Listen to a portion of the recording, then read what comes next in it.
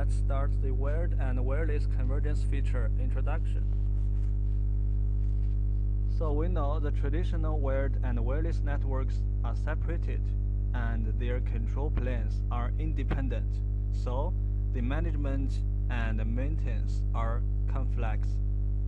Wired and wireless convergence implements unified physical network, unified user policy, and unified user management, greatly specifying network expansion and maintenance.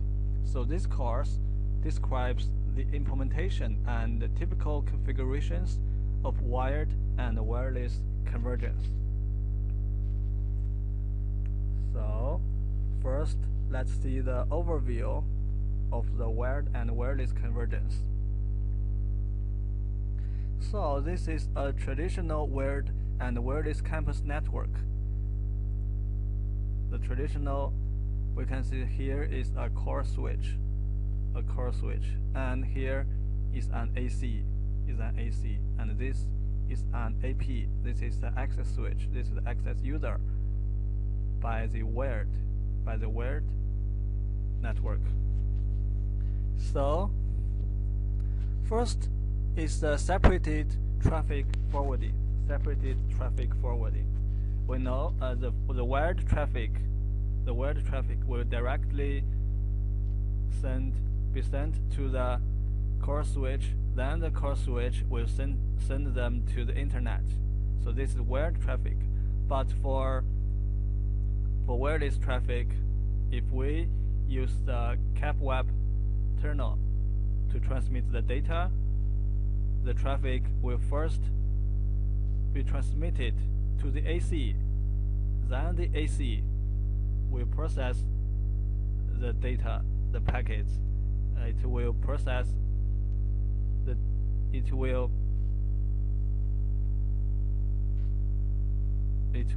decrypt the CAP-web header, then transmit to the core switch. Then the core switch will transmit the traffic to the internet.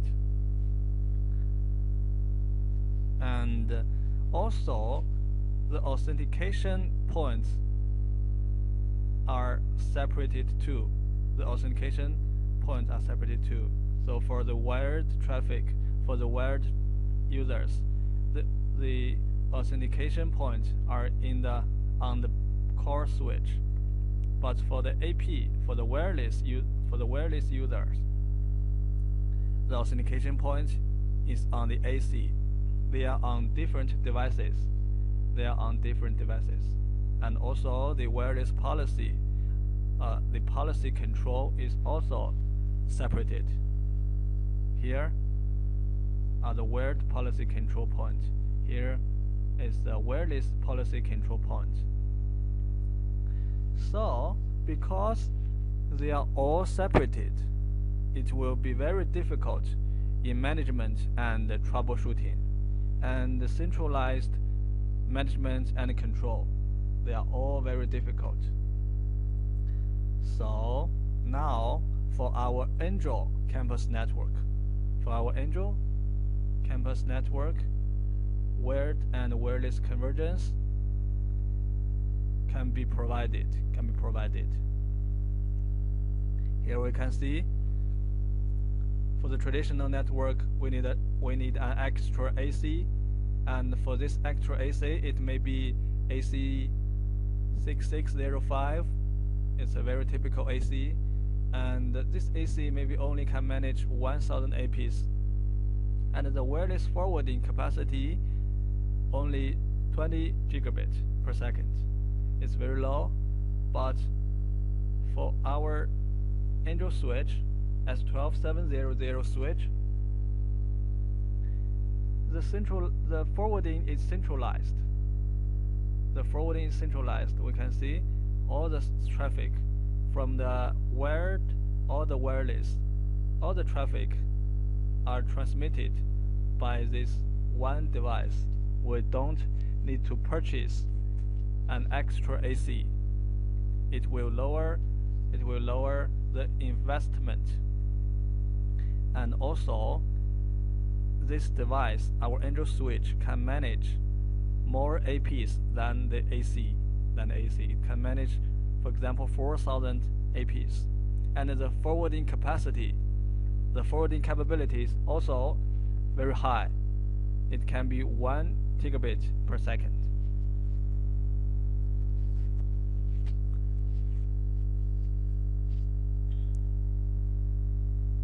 So here for the wired and wireless convergence, it can support unified forwarding of wired and wireless traffic, and it can support unified authentication of wired and wireless users. So for the wired users and wireless users, they are all authenticated on the same device, So it's very simple for us to maintain the network. And unified policy control of wired and wireless users. We can control the traffic received from the user. In the traditional network, because the policy control points, they are in different devices, so it's very difficult to deploy the same policies. So we need to deploy 2 times in the traditional network, but now we only need to deploy 1 time. Deploy the policy for 1 time. So only 1 network, 1 device, and unified management. It's very convenient and simple. So next is the implementation principle.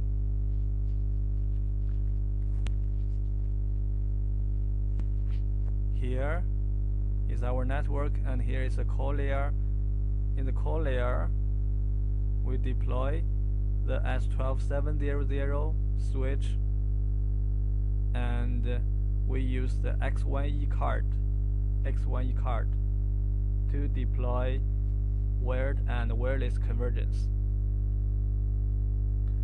So we know for the WLAN, AP, if AP wants to communicate with AC, it needs to use cap web terminal, and the cap web terminal is used for the control packets between the AC and the AP. Between AC and AP, we need to use cap web terminal to transmit the control packets. And if we want to use we also can use the cap web terminal to transmit the data packets, not only the control packets, but also data packets by cap web terminal.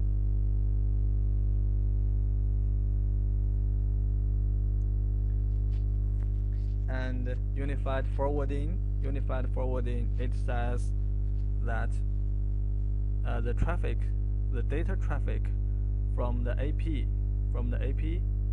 can be transmitted to the AC, to our Angel switch by the cap web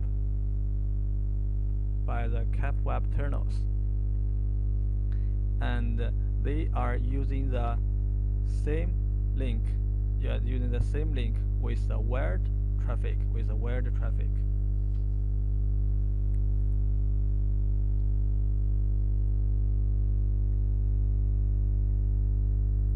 And unified authentication. We know that authentication points also in the same device, because this is a CSS system, so it is virtualized as 1 device. And if the users want to access the internet, they need to be authenticated first. So they need they need to send the authentication request to the switch. And when the switch receives the authentication request, and we can see here are the DHCP and the Radius and the Portal server. So they need to forward or transmit the authentication request to the Radius server. Then the Radius server will check the database to see if the username or the password are available. If it's available, it will reply the authentication reply to the switch and tell the switch that the users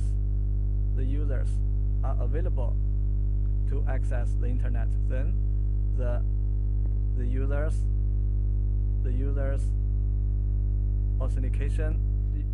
can be authenticated. So after the users have been authenticated, then they will be able to access the internet. But before they can access the internet, we need to deploy the control policy. For example, we need to filter some packets, and we need to establish some policies to allow the users access some websites and forbidden them to access some other websites. So we need to deploy the policies on the switch. Also, the policy control points are in the same device.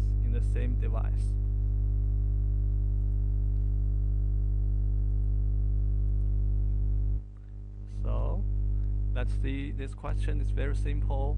What does wired and wireless convergence mean? So the answer very simple.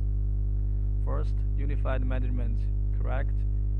B, unified authentication, correct. Unified forwarding, correct. Unified configuration, incorrect.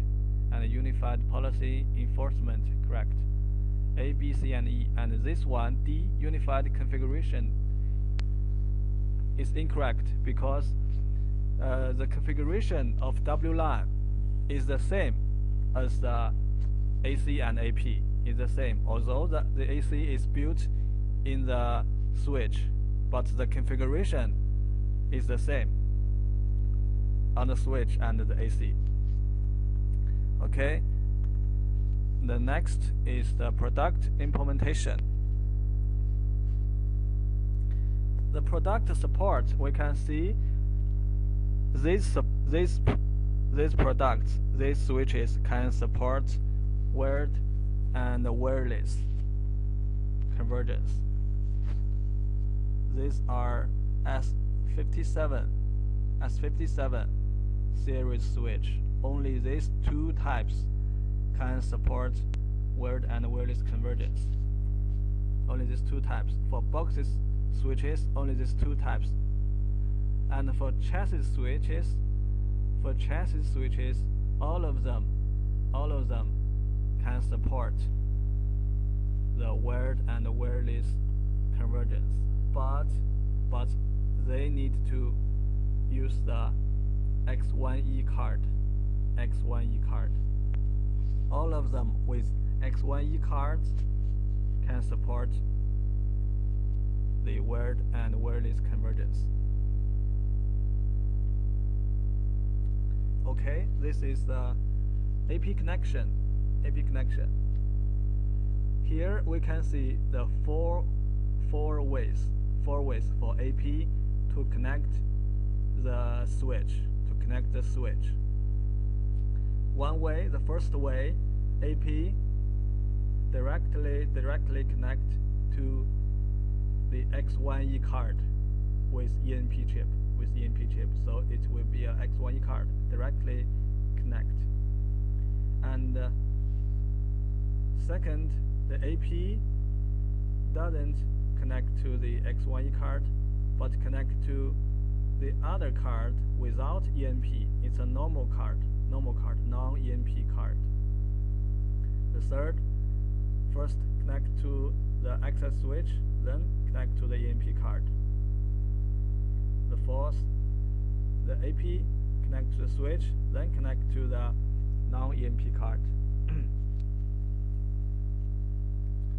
So we know that only ENP card, only X1E card can support wired and wireless convergence. That is to say, only ENP card can provide the wireless function, can provide the AC function.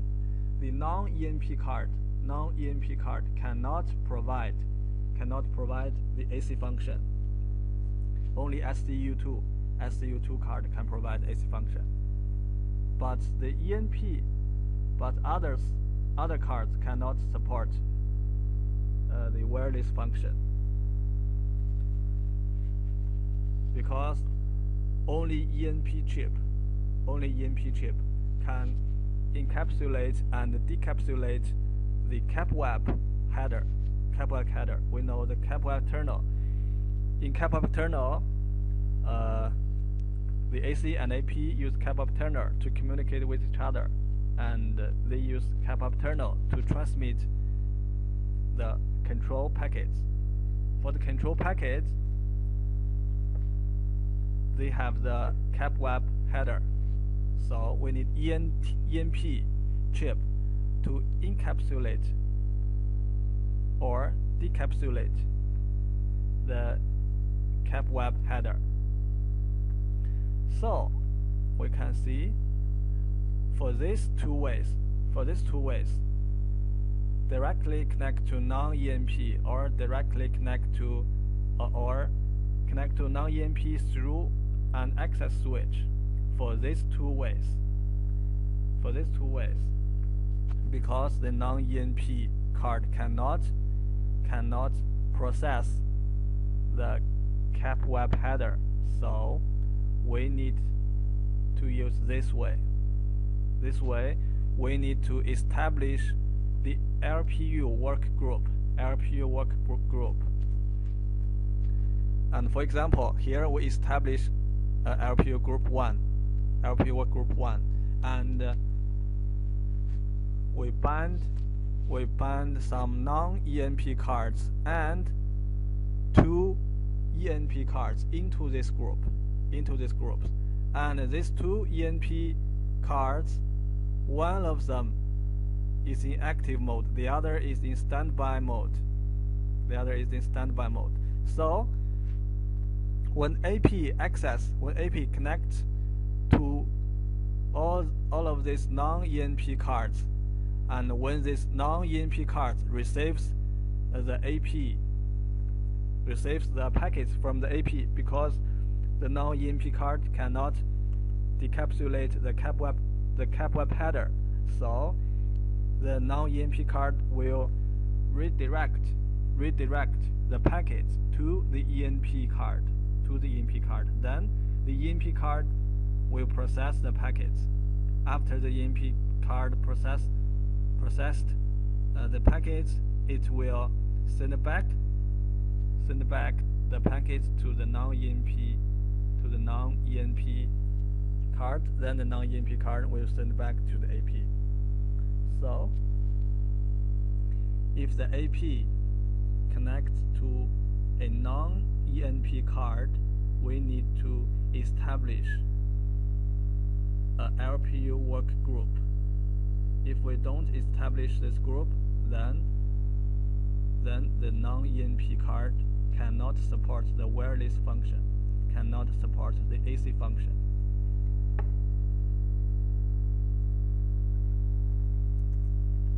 Okay, let's see the procedure of the packets received from the non-EMP card.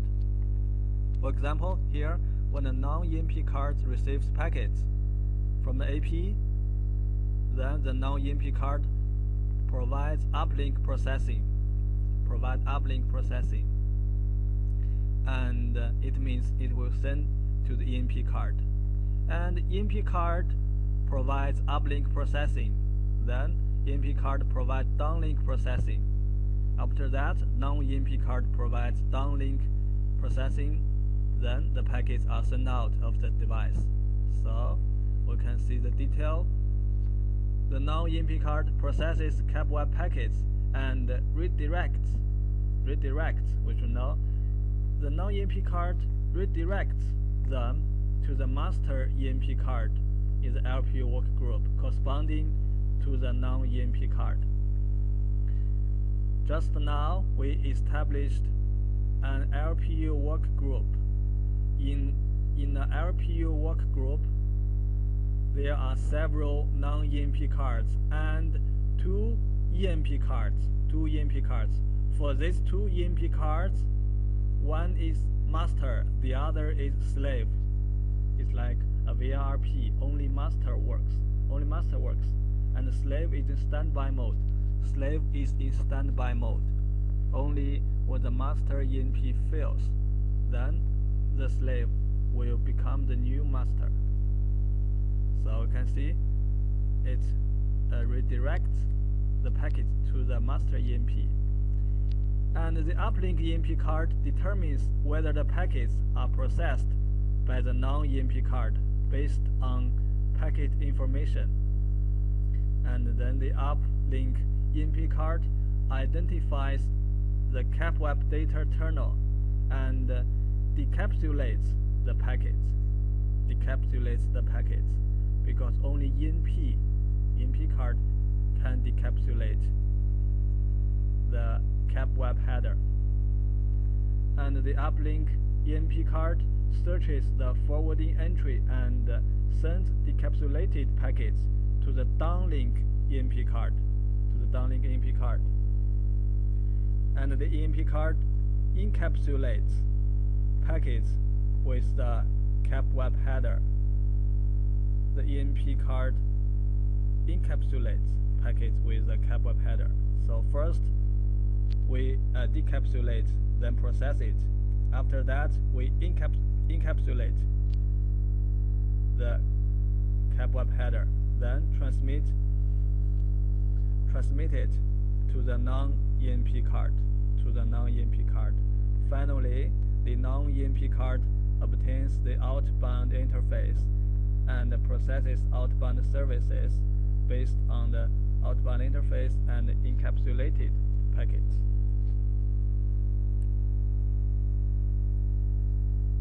Okay, let's see this simple question.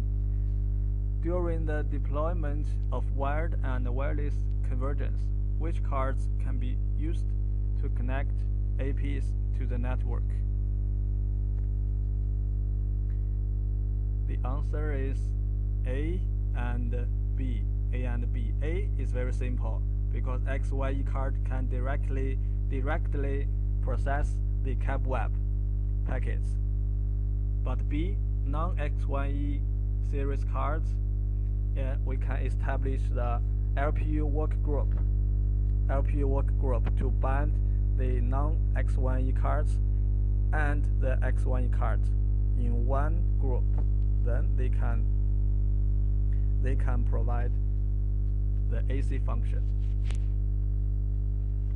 And C, D, they are wrong. MPU and SFU, we can't connect APs to these two cards. Okay. Next is the typical configuration.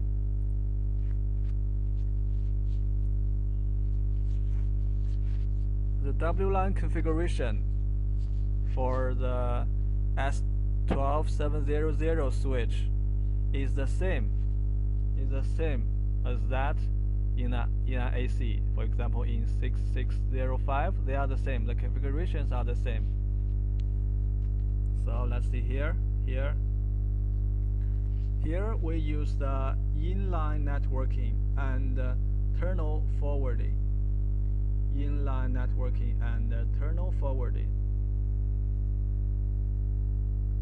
So first, we should specify the tunnel forwarding mode in the service stat on the AC.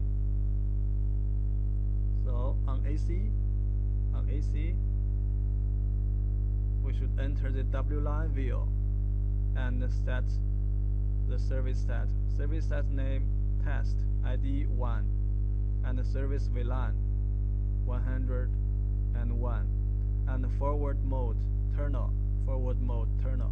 It means the traffic from the AP from the users will use the CapWeb terminal to transmit the traffic.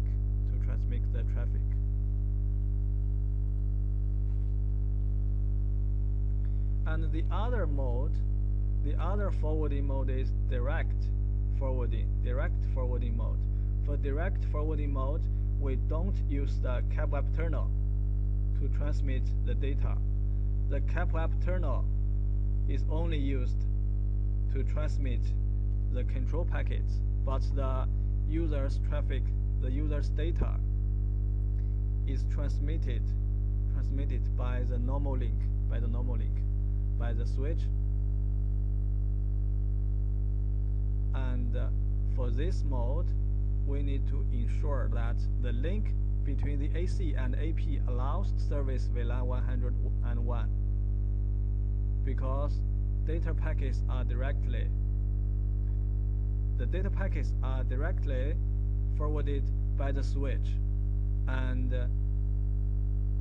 these packets are tagged packets with the VLAN 101.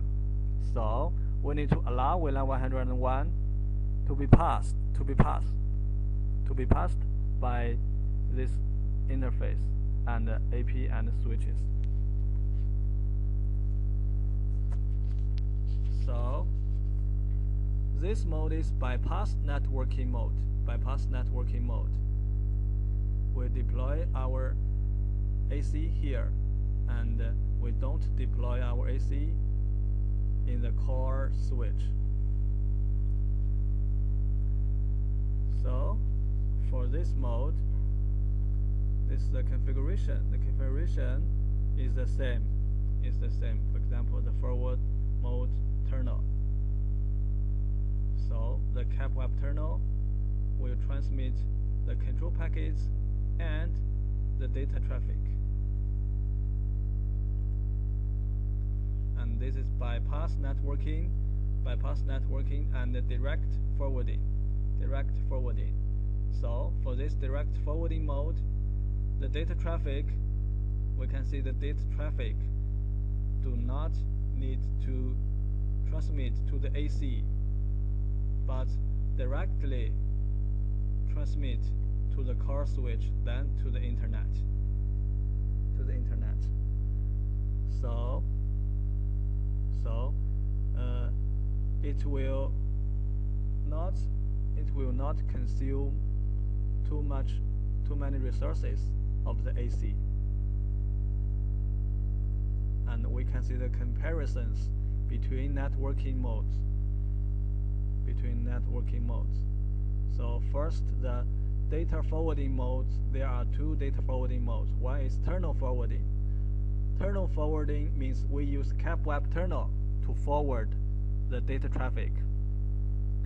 So the advantage is an AC forwards data packets in a centralized manner, ensuring security and facilitating centralized management and control. But the disadvantage is service data must be forwarded by an AC, reducing packet forwarding efficiency and burdening the AC. If there are too much data traffic, and it will burden the AC. And the other mode is direct forwarding mode. Direct forwarding mode, the advantage is service data does not need to be forwarded by an AC, improving packet forwarding efficiency and reducing the burden on the AC. But the disadvantage is service data is difficult to manage and control in a centralized manner. Okay, and the AC networking, also two modes. One is inline networking. The other is bypass networking. Inline networking. The AC means the AC is deployed at the core position and has great impact on the live network. So this networking applies to new networks. It means if we want to establish a new network, then we can use this mode, inline networking. Bypass networking, for this mode, the AC connects to the core device in bypass mode and has less impact on the live network. So this networking applies to network expansion and evolution from traditional networks to angel networks. So bypass networking mode, it has less impact on the live network than the inline networking mode. Okay, here is an example. This is our S12700 switch, and we want our AC work in bypass mode, and direct forwarding mode. So let's see the configuration. So I have said that the configuration on the switch, although it's on the switch, but it's the same as that on the AC. So if you have known the configuration of the WLAN on the AC, then you will understand these configurations because they are the same. So first, configure the AC source interface.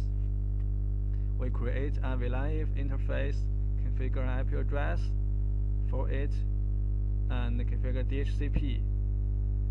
Then we enter the WLAN view and specify the WLAN AC source interface to this interface, and then add the AP offline based on the AP type ID. Enter the WLAN view, AP authentication mode, MAC authentication, and AP ID 0, type ID 19, and the MAC address. We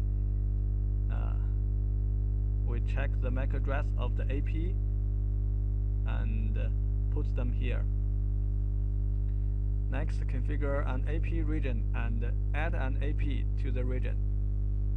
So first, we create a region AP region ID 10, and then we enter the AP ID 0. This AP ID 0 is this we just configured, we just established, and then we bind this AP into this region ID 10, into this region. So after that, we configure DHCP and a global address pool on S9306 for this switch, and this switch is a gateway of our users and also the DHCP server for our users. So this is a DHCP configuration. And after that, on AC means on the Angel switch, we display APR. Then we can see the AP ID 0. This MAC address we just configured. So next, we should create WMM security and traffic profiles. If there is no special requirement, use the default settings after the profiles are created. So here we create these three profiles, and then create a radio profile and bind it to the WMM profile. Here, the same to the AC.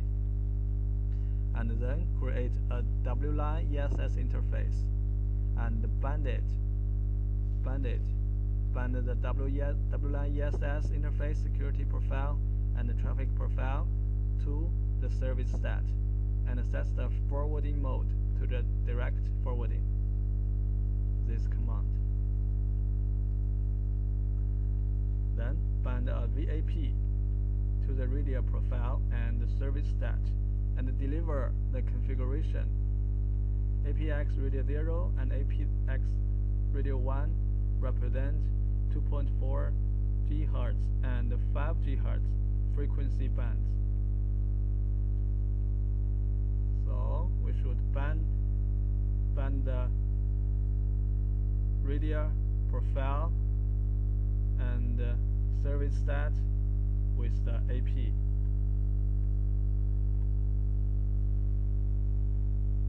Next is the gateway. The gateway needs to allow all service VLANs to pass and configure the gateway address and the DHCP server on this gateway, on this switch. So this is the DHCP and the gateway configuration. So we can display VAP, AP0, radio 0 to see it, and display station access info, AP0. We can see for AP0 there are 2 stations have accessed the AP. So these are the user authentication configurations. This is the portal server, the portal configuration. We use the website to authenticate the users, so we need to use this configuration. And this is the radius configuration, radius server.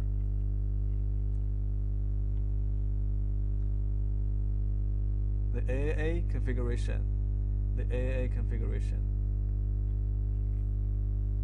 and for this, on the VLAN interface, configure portal authentication, bind all this VLAN interface. So these are very simple. These configurations are simple. So because time is limited, and I will not show the detailed configurations to you, and they are very simple. So these are the configuration on the network management server. For example, on Android controller, the configurations are like this. The IP address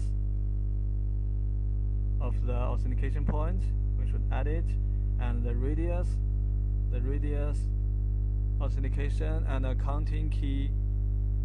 These keys should be the same as those on the switch, and this is the portal key, also should be the same as that in the portal server profile on the switch.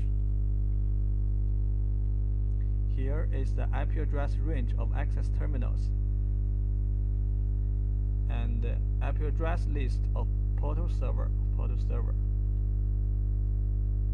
So after that, we should add the accounts. Here we add an account which is used for login authentication for users to log in the AP.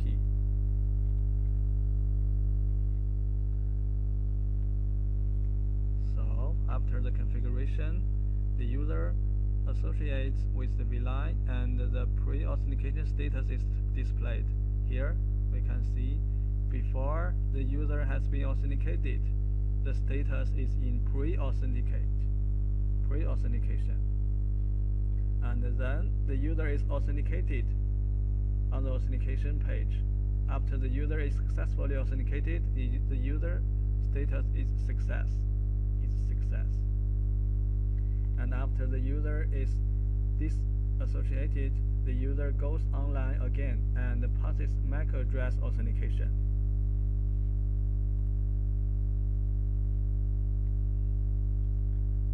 So here is the centralized AC.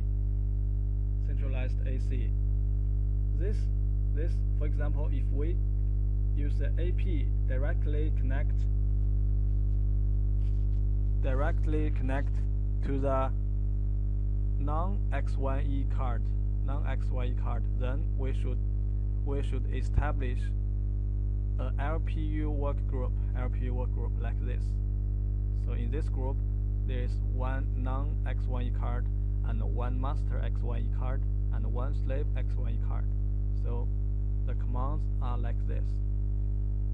First, enter the WLAN view and the WLAN workgroup 1 and the master slot 7, slave slot 8, master slot 7, slave slot 8, and the service slot 6. The service slot means the non-X1E card.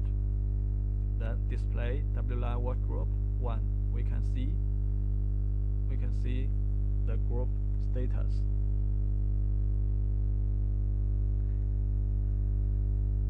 And here is the fault location. The fault location.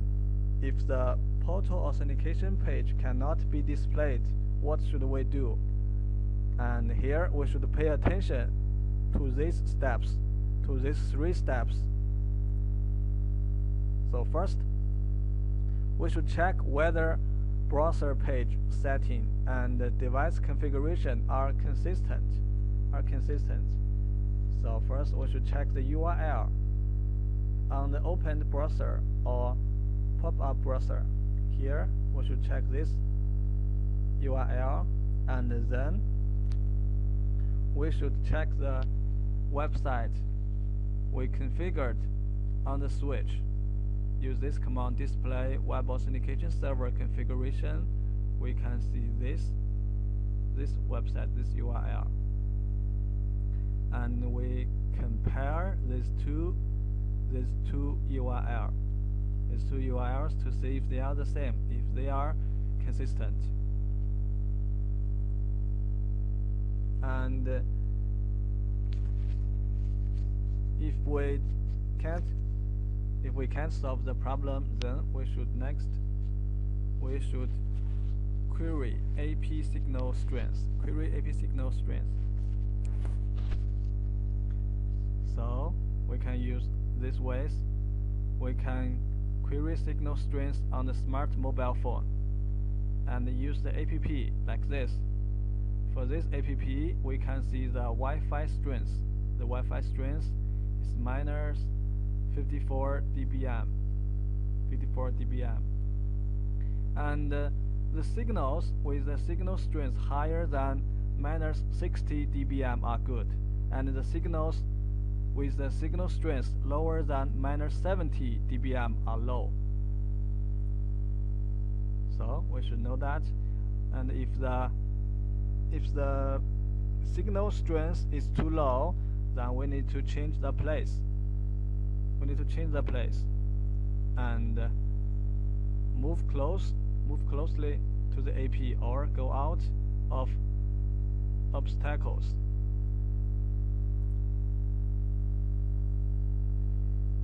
If the problem is not solved, we should query uplink signal strength. We can use this command, display station associate information state the MAC address of this station. And here we can see the upstream aggregate receive power is minus 78. This is the uplink signal strength.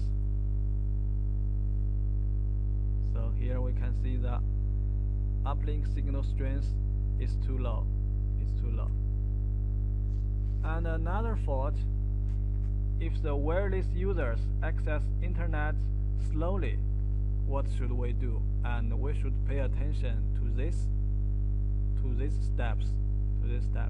So first, we should check whether uplink traffic on associated AP is heavy. Use the command display AP performance statistic ID 0. So here we can see the port sent total bytes and port received total bytes, the number of sent packets and received packets, and we can also see the port up rate and the port down rate. The uplink traffic rate and the downlink traffic rate of this AP. You can see it's 0. So the traffic is not heavy. And next, we should check whether rate limiting is configured. Check the rate limiting is configured, and use this command traffic file name test, then rate limit, and we should configure the rate limiting for the users, because if we don't configure the rate limiting, then one user can assume all the resources and the other users cannot have available bandwidth resources. So we need to configure the rate limit like this. Rate limit client, this is used to configure the rate limit for a single user, and the VIP, we can configure the rate limiting for all users in a VIP. And also we need to check whether the rate limiting is configured on the network side. For example, on the network side, we use this interface, and we should use command QoS LR line rate, QoS line rate, and inbound for inbound rate limiting, and outbound for the outbound rate limiting. And next, we should check whether the AP is associated with many stations. So we can check the number of stations associated with the AP. Use command display station associated number. If the number is too high, if there are too many stations associated with one AP, then the rate will be low, the speed will be low. So we should set the maximum number of associated STAs, the stations, based on the VIP. By this command, by default it's 64. For one VIP, the maximum users are 64.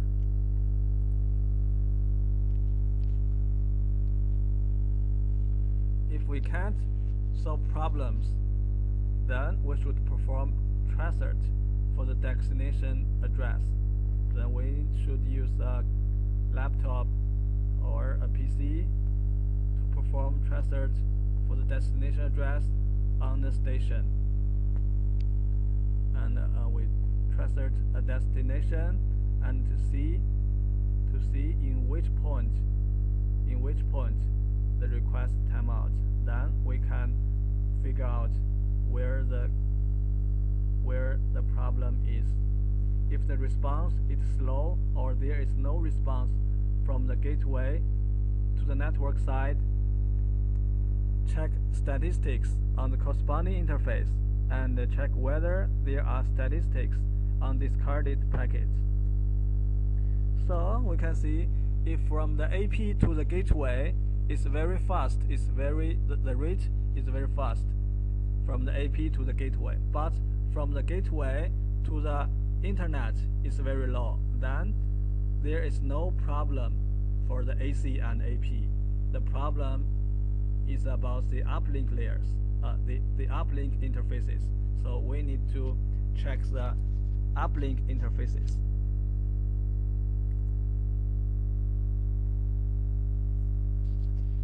Okay, there may be some broadcast storm. So to prevent the broadcast storm, we need to enable port isolation on the interface. Use this command, port isolation enable. Port isolation enable. Okay, let's see the question. Which networking modes of wired and wireless convergence are there? Networking modes. So the answers are all of them. A, B, C, and D. All of them are right. Okay, that's all.